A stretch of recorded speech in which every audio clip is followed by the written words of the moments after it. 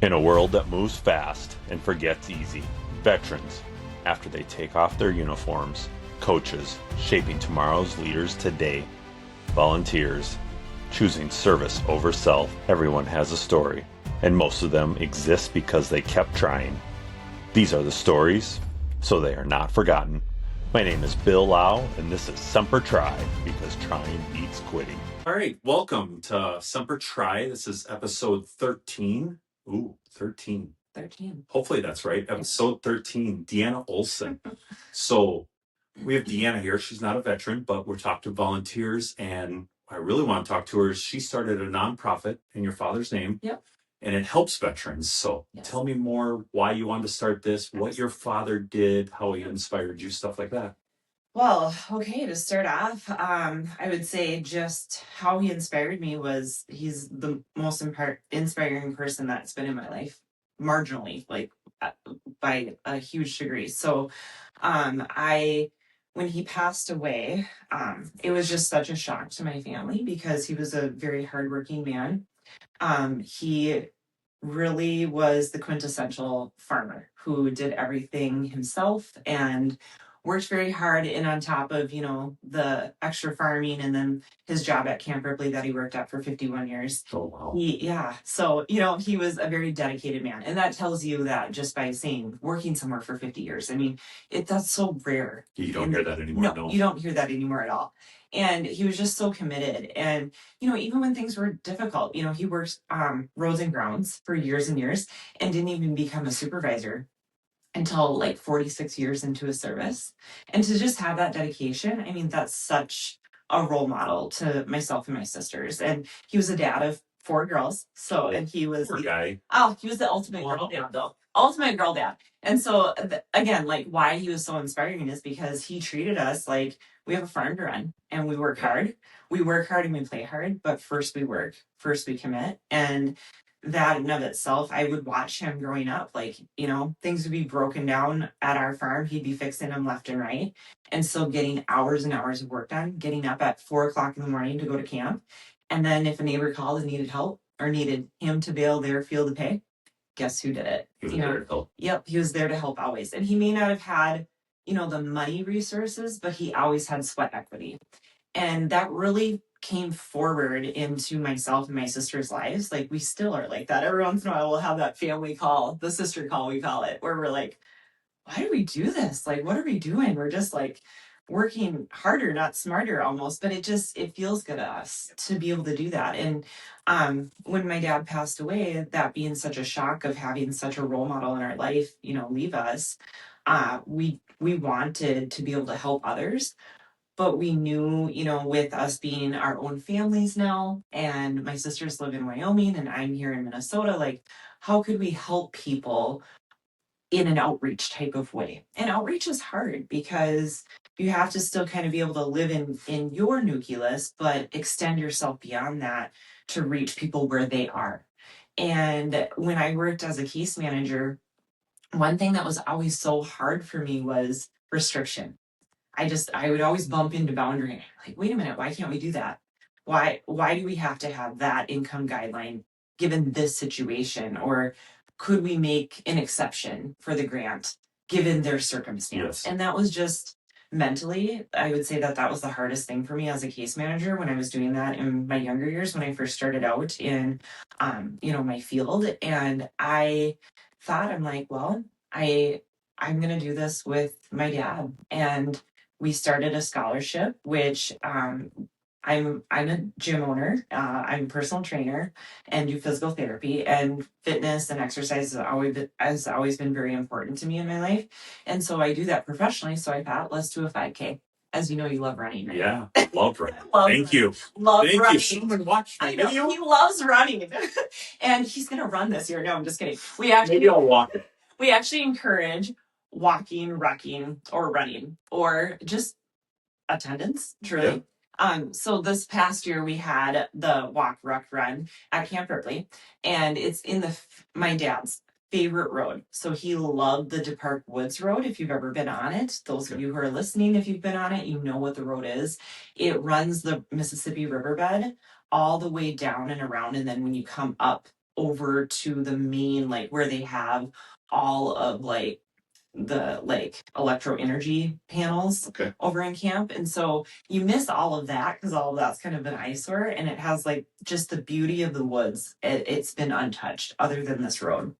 And so we just do a 5K, we loop down, we come back, and then we're right in the campground. And those that don't want to partake in the walking, the rucking, or the running, we usually get something that my dad loved, which is coffee and some type of a treat. He loved banana cream pie. So this year, my sister ordered all the way from Wyoming. She called and ordered banana cream pie. And so people stayed back and ate pie. I mean, what better pie? Be there for the pie. Okay, perfect. And it's from the barn, so it is scratch pie. So all of his favorites. And the wonderful thing is you know, previous people who he worked with at camp have all been a part of like helping me put this together, because it is, you know, it's a system there. It's a very well-oiled machine, and he was working that system for such a long time, maintaining those grounds. And so it just feels so safe and nice to be there in that way.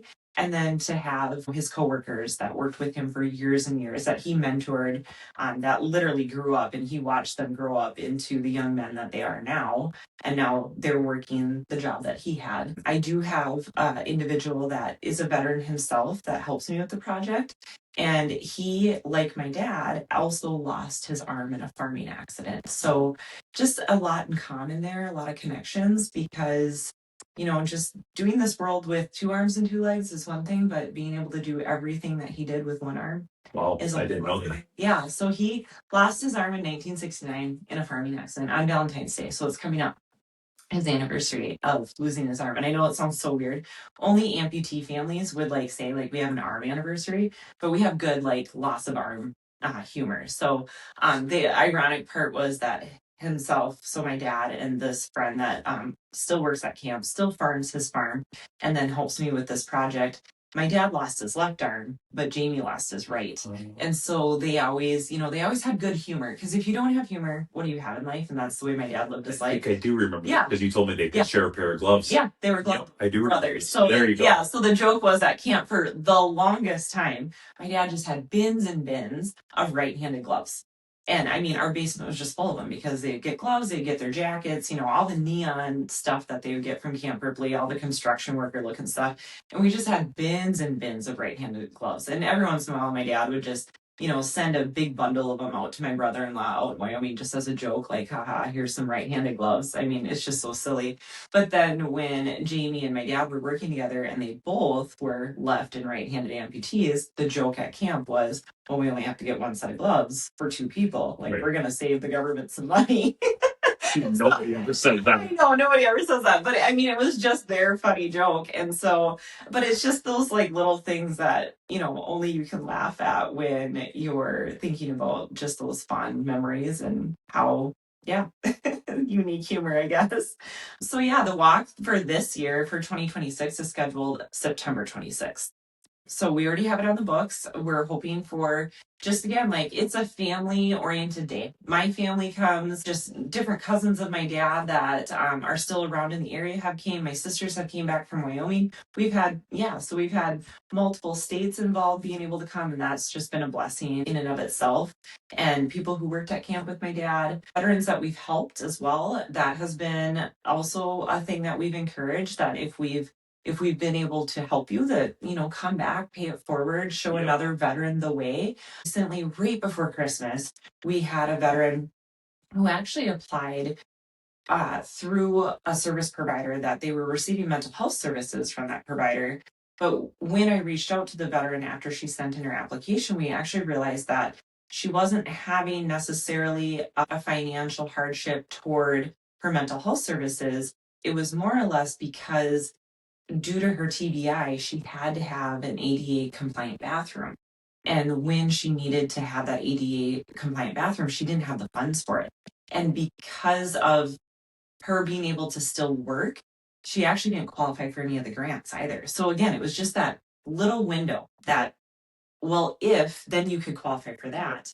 Oh, you don't, so try this. That didn't work either. And so in having more conversation with her and engaging with her, what we realized we actually needed was, A, to find a contractor who would be flexible, And then B, find a contractor that would allow us to do supplemental payments when we're able to, and work with her on a payment plan. So thankfully, she was able to connect with a wonderful contractor that did a $50,000 project for her for 25, which was amazing. Absolutely, out of the goodness and kindness of that person's heart, they did that. And I truly believe that all the connections that that veteran was supposed to make, she just, kept on working at it and kept on making them. And it eventually brought all of us together to be able to help her comprehensively. And so it was just a real blessing to know, in addition to that contractor giving her, the opportunity to have the project done. That was the biggest thing, is that most contractors were telling her that they would do it, but that they wouldn't do it for an at cost, and that they wouldn't do it unless they had some sort of down payment. And so this contractor in particular put her in a fallow state over the holidays so she could enjoy the Christmas season. And then we paid forward December, January, and February for her. And that just helps. Yep. Because that season is really, it can be very difficult for most people. So there wasn't the income verification. We didn't talk to her about her employment because she was experiencing hardship and she needed this bathroom due to her brain injury. Yeah. Like, it was truly an issue for her. So that's my dad living forward. He would never ask, well, I think that you work too many hours, or if you were able to do that, we wouldn't have to supplement you. And so that was one project that was really impactful this past Christmas. I remember when that happened. Yeah. Talking to you about that. Yeah. Just how excited you were able to help with that. It's like I said, those are the situations where, there's so many guidelines on donations and stuff like that, you got a couple of people that can go, we need to do this. This is a great story. This person needs help. And I love that it's for veterans, because it's always like, how do you help the veterans when they need? And I honestly feel, and there's people that take advantage, but I honestly feel if the veterans are in the situation they're asking for help, the details of the circumstances of finances, it's like, let's get this person help. And it's awesome. I don't know how I can be more a part of this, but I want to be more a part of this. Absolutely. And that's with most people. I mean, the thing is there's a backstory. And I even listened to your story about when you were talking about the gentleman in the parking lot. I'm sure there were so many details to his particular story that led him to that parking lot. But the thing is any of us might be one step away from a hardship or from a situation that can be quite significant in our lives that we need the social bridge with others to have us be helped. And that's the point of being human, right? Like, we're supposed to help others. And sometimes we get too stuck on the story. What I've learned so much, especially in the past 3 years since my dad passed away, and I there's a part of me that I wish I know that he is, because he is living forward in all of these stories, but wish that he could physically see it, is that sometimes you don't have to tell the story over and over to be able to ask or receive help or give help. Right. You just need to be there and realize, okay, there is a need, there is a demand. Let's meet it. We'll deal with the other stuff later. Right. So we have a program, or you have this memorial fund, and you can help veterans. How can people help you? How can people sponsor or donate or be willing to do time? How do we reach out to you on that? How do we, My biggest goal this next year is I want more people coming to the walk. I allow people to freely donate to that walk. I don't require a minimum donation, if you will. If people grab a t-shirt, I ask for that people are minimally donating $25 for the t-shirt. So we're not asking for much, but I want to fill that campground. I want people to come. It's so quick. You come in the morning, we kick off at 8:30. You're like in your car and going, if you want to be, by 9:30. If you hang out and have pie, you're gone by 10. Right. And so if we can fill that campground, it would be amazing. Because the biggest thing with, I feel like, a movement like this is the micro practice of it. Little by little, if we have more people contributing and more people being aware and sharing the information, we're going to help more people. And thinking of it as a thread that just keeps on sewing that stitch and making that web bigger and bigger, and we catch more. So last year I had 70 people technically register. They didn't all physically show up for the walk, which is totally okay. I tell people, come as you are, as you need. If you only want to donate, you can donate. And I call that a virtual walker, Yep. Virtual runner, if you will. So if you're like, you know what, I really want to participate, but I can't be there that day. I can't be there at that time. Something's going on with my family, my kids, all the things. Then we just want people to virtually participate however they can. If that means that they donate the $25 and ask me to make sure to get them their t-shirt when I see them next, or to ship it to them, absolutely we'll do that. If it's nope, I just want to straight out donate an undisclosed amount because I care about this opportunity for veterans in our communities, they can do that as well. And then just let's fill the campground. Let's get the people. I use just a super simple registration. I try to keep things not overly complicated. I will be posting pretty much every month from here on out on my Facebook page. My Facebook page is Do Balance Wellness or Deanna Olson. So you'll see those links coming up. Very easy to find. I always pin it to the top of my feed so people can do that. And the links are also in my bio. Just a Google Doc affirming that you want to participate, affirming how you'll donate, and then it's PayPal. Another thing that's really important to know is that we are our fiduciary is Brainerd Community Action, and they have been a wonderful community partner for us. They have done all of the work of being able to manage the funds, make sure that those veteran assistance situations are immediately getting the funds paid out. They're doing all of the management of the scholarship. So we're super thankful for that scholarship because it keeps everything the way that it needs to be for a nonprofit to operate well. So Brainerd Community Action is where that PayPal is connected. So when you click on that QR, it goes right to that PayPal. And in fact, right now, it is still live and open. So if people don't want to wait till September and they want to make sure that they can be a part of sponsorship all the way up to September, people can do that right now on that. Yeah, so I'll get that link. I'll add that to this. We'll share that in our post too. Yeah, so perfect. Awesome. Wonderful. Yeah. So tell us a little more about your gym. Yeah. I know at CTC you've given us a couple classes on different things, and just talk a little about those. They're awesome. Yeah, so I started out in case management years and years ago. And after I went through building my family and having my kids, I wanted to do something that I was able to manage on my own. I wanted to have a private studio. I wanted to have private mental health services. And so I started Do Balance Wellness. Do Balance Wellness, it's been 10 years since I really, went into physical studio space, which is a big deal because I look back on memories now and it's like, gosh, I started in a basement with the drainage hole was like over here, and it was just like, okay, my first loving client that I love her so much. She's still with me. She turns 80 this September.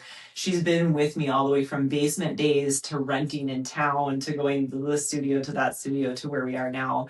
And it's just so fun to have that evolution with my clients and just how great they feel now to be like, I just walk into the studio and it's here. But it's been years and years of work, effort to get to that point. But in the midst of that, I continued to volunteer with Crowing Energize. So volunteer time that I put into the community is Crowing Energize with the National Diabetes Prevention Program. Anytime groups in the county are looking for a way to work on managing their health, it's a diabetes prevention program. So it is more intensified and it's actually a year-long program. So I always love an opportunity to work with groups that are interested in doing that. I also, when asked, Ansha and Crow Wing County will refer me to a group as well to facilitate for. So that's been a passion of mine for a really long time because I feel like preventative health is the most effective health. Yeah. Work on getting yourself to a place where we have that self-efficacy and self-regulation so that we can be responsible for that healthcare. And then I work on the Make It Okay program as well. So any groups that are looking for Make It Okay sessions, and what that is it's learning about stigma reduction in mental health, which is incredibly important when we're talking about veterans. It's incredibly important when we're talking about society as a whole, because so often we don't feel comfortable with potentially saying that we're not okay. That includes myself. I've been there before where I had not been willing to verbally put out in the world, I don't know that I'm okay right now, because it feels hard to do that. Yeah. And you can only do it if you know that you have the social support and that you have the care behind what is needed when you're not okay. And so that program is very near and dear to my heart. Again, that's all volunteer based. So any group that asks for that, the wonderful thing about that is Crow Wing County facilitates that. So it's a SHIP grant that's ran through the county that Essential Health also houses as well through Crow Wing Energized. And so what we do is we put those three components together, myself as a volunteer, the SHIP grant, and then Crow Wing Energized being that really that leader head of the work. And we go into churches, we go into schools, we go into personal small groups. So like if you said, I want my family to learn about Make It Okay, we facilitate that. Or I want my church group to learn about Make It Okay. Or I want this group of veterans to learn about what Make It Okay is. And every group, I work with the energy of that group and really try to facilitate where they are, not just putting the information out in front of them. Because the most important thing about mental health, physical health, spiritual health, all of those things is that we can hear about what we need to do. We can hear about what other people do. But if we can't have somebody here hold our hand and actively practice with us from where we are, it's a lot more difficult for it to actually happen. And so that's really where I become passionate in the work that I do with those volunteer programs. Another program that's more extensive is, if you've heard of adverse childhood experiences. If you haven't, another term that is used commonly is ACEs. ACEs is a program that's dedicated toward explaining childhood trauma and how that becomes reflective toward your adulthood. It's focused on the component of our brain development and how past childhood experiences that were significant during different developmental times before our prefrontal cortex is developed, how it impacts us. And so it's a more extensive program. Make It Okay. We run those facilitations. They're about they can be done anywhere from 30 to 60 minutes. With ACEs or adverse childhood experiences, we're really taking groups, we're explaining to them that this is heavy content, and we're talking about 2 to 4 hours that we want to take with people on really the understanding and the foundation of what ACEs are, and then what the impact truly is. I myself have an ACE score. Most people do. Statistically, from the original study, 67% of all people have an ACE score. And it's not a score to, hey, identify you like, hey, you're number this, or you're number 2, or you have a ACE score of 10 out of 10. To me, that's information. If I know how my body shows up into the body of all of the things that I do, the body of my education, the body of my relationships, the body of my community, the body of my work, then I know how to better provide the self-efficacy toward myself of who I am and how I can regulate better and how I can seek out what I need for myself and create social bridging. So I, as you can tell, am very passionate about ACEs, mainly because I think there was a time in our world or in our society where we maybe didn't acknowledge those experiences enough. And sometimes they got over emulated as, this is my trauma, but we use that as information so we can do better. And so that we can make the generation after us, whether they're our generation of our own children or the generation of other people's children, that we make that generation stronger and better. So ACEs is really awesome. In my heart too. So Never heard of that one. Yeah. So and I those can be done as private groups as well. I always try to volunteer at least a few ACE facilitations to the county and to the community as well, because it is important to me to divide my time in volunteerism and what I do professionally. I'm much more likely to probably volunteer than I am to be like, hey, it's just, I don't even, it's like a knee-jerk reaction. Like, yeah, let's do it. Right. If I were to have my way, I think every teacher, every business owner, every person that interacts with a human should learn ACEs, because it really just allows us to show up how we need to show up first for ourselves. Because if we're ignoring how we need to show up for ourselves, we also ignore how we have to show up for others, or how we need to show up for each other. That probably help a lot in relationships too. Yeah, it does. It helps a ton in relationships, personal relationships, partner relationships. It really does. Friendships, if you can understand yourself, you can actually understand others so much more great. So, Wow. Yeah. I didn't think I'd actually learn something today. It's deep today. Jeez. Deep today.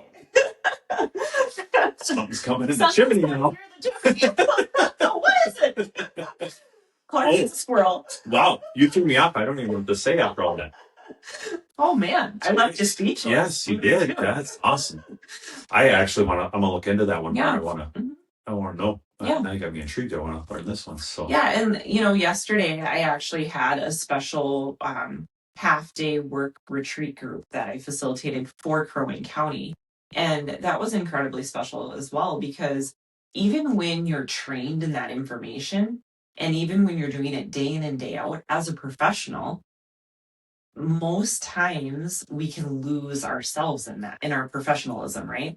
And so yesterday was an opportunity to take professionals who are working in that field. They are working with ACEs day in and day out, not only with children, but they're working with it with adults. And just, I love a little bit of data. I love statistics.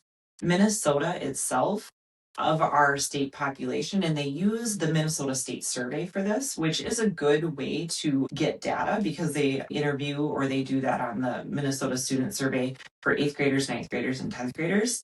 That's information coming from households, from the reflection of a student, but it shows that we're 57% of one ACE or more in a household.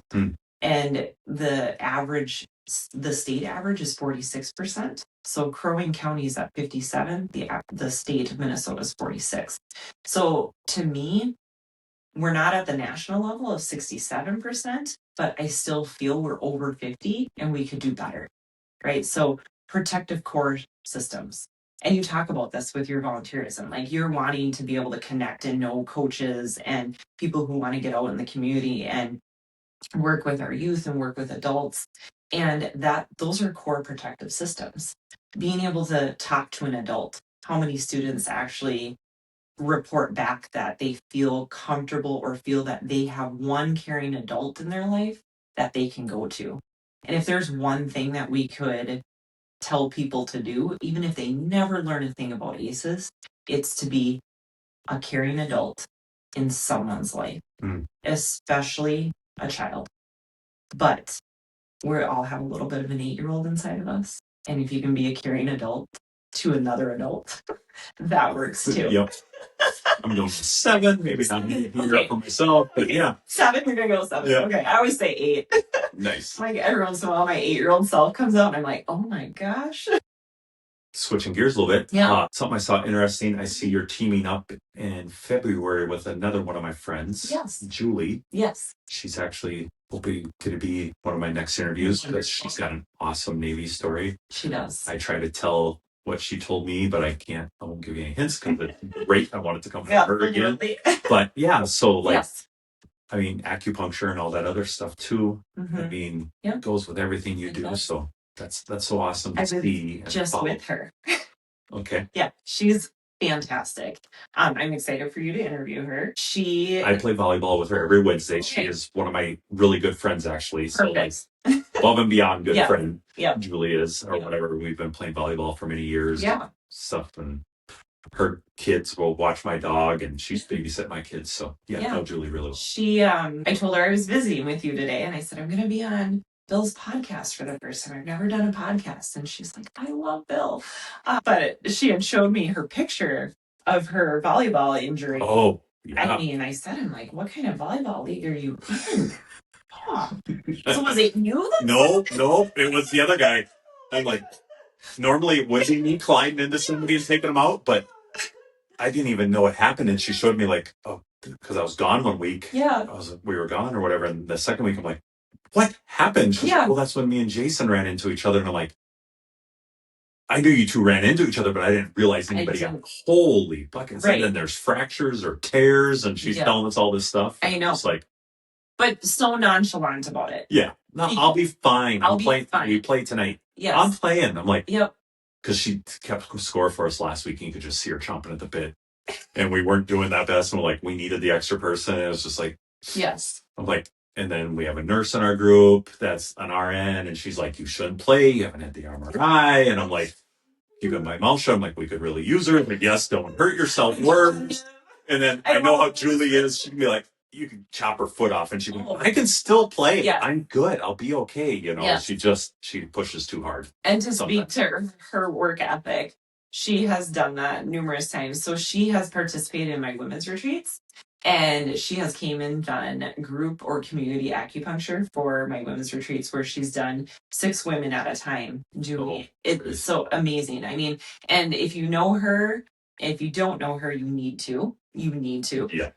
But she just the energy that she puts, I mean, her whole entire soul goes through her work. Read that stuff. Yeah. Yes. And I think that's why she is also I know that is why she's so capable of healing her own body, is because of how in tune she is. And so to us, it sounds like nonchalant. Like, I may have broke my femur. I don't know, you know. Yeah. But I'll be able to heal. It'll be okay. And so when last year she came to our February retreat, I think it was also a volleyball injury, possibly. She potentially thought that she tore her meniscus, and she did community acupuncture for 2 groups of 6 women. I mean, it's bending, it's stooping, you know, she's having to get on their level. She's pouring all of her energy into them. And not a single time was she like, I can't do this. It was 100%, I got this. And that's how I knew she had a volleyball injury, is because she wanted to let me know, hey, I just want to let you know. And I look at the picture, I'm like, oh my gosh, let me know. Like, whoa, what are we doing? Picture. No, it's not a great picture at all. But today, you would have never have known she was injured. So I had acupuncture this morning. It was amazing. Yes. And she truly is. I actually have a plug on Facebook. So if you want to connect with Julie, it's on my Facebook feed. Connect to it, because the energy that she puts into people is just pure light. That's the only way to describe her. Yeah, and it's amazing, like, talking with her too, like the stuff that she can heal or help heal and stuff like that. And I remember one time, you know, my back was hurting or whatever, and she's like, oh, can I try something? And I'm like, what? And I was sitting in a chair, and she goes, bink, bink, bink, bink, like 2 or 3 needles in my hand. I'm like, yeah. And then the one needle starts moving, and the other one was fine. She goes, oh, the pain is all in this side of your back. And I'm like, okay, how can you tell that? She's like, oh, look at this red circle here. See, this is doing this. See this handle? This isn't doing anything. I'm like, she goes, does it hurt here, here, here, and here like this? And I'm like, yep. And she could just do that from 6 little needles being in my hands. I'm like, okay, you got me convinced. Yeah, she is amazing. And just from a personal part of the story that I have with her is that, you know, emotions and tension live inside our body, which is why sometimes we might not feel our absolute best at all times. Obviously, we can't feel our absolute best all the time. But I just noticed that I ended up having just this, it feels chronic. And I just kept telling her, I said, I'm very hyper aware of my body. And this is just a feeling that I've not had before. I can't name it. And I kept telling her, you know, again, I'm going to go back to my dad. I would explain it to her like this. It doesn't stop me. You know, I have to clarify that, right? Like, it doesn't stop me, but it grabs me. And when same thing, when she did my acupuncture, she took me aside and she just said, she goes, your grief is all on the right side of your body. And she didn't know much about me at that time, which is even more compelling to how good she is with her work and how much she puts into it. She didn't know my dad had passed away, and she said, all of your grief is on your paternal side of your body, and it's stuck right here. And so, today we really worked on my psoas, which is a deep internal muscle tissue that connects your hip flexors to the top part of your body and lower part of your body. And she said, sometimes this can be pretty tender. Are you sure you're like ready? I'm like, oh yeah, let's go. Let's do this. And she knows she can tell me things. And my needle was 3 inches into my psoas. It felt amazing. I would have never have known that it was 3 inches in my psoas. I'm like, that is fantastic. So yeah. Super cool. And very thankful for having her in our community as a resource, because how lucky are we? The more people we have like Julie, the better our community will be. Yes, we have more people like we have like you. Well, thank you. Better too. Yeah, so anybody that volunteers and that starts a nonprofit and help veterans, and like I said, keep sharing the stories, and we'll get the links. I am going to pass your name on to another one of my friends. So I have a friend, Josh, Lakes Area Buzz. Have you heard of that? I have heard of it, but I don't know a lot about it. So I got a friend, Josh. He started a newsletter, and he just wants to do positive stories of people doing positive things in the community or whatever. So Lakes Area Buzz, that's the website. Cool. Look it on Facebook. You sign up. He sends out it's a 5 to 10 minute read every Tuesday. But I think you'd be a great interview for him. Maybe he'll think different, but I'm gonna get you in contact with him. But if everybody, please go out and follow Lakes Area Buzz. He's got good things. He's got 1,500 followers already on this newsletter, and it just comes every week. And so Josh does great. I wanted to give Josh his plug because the positivity. Yeah. He interviewed me too, I think it was his best interview. He said, no, just kidding. Of course it was. No, there's been he did my wife too, and that one was way better. So better half. Right, way better half. Thank you so much for being on this. I appreciate it. Thank you. If anybody has questions, once again, Semper Try Podcast, reach out. Yep. We will share contacts, we'll share information. If you know a veteran that's in need, she can help, we can help, this can help. If you know a veteran that wants to share their story, a volunteer, anybody. Appreciate it. Thank you so much. Thank you. I appreciate it.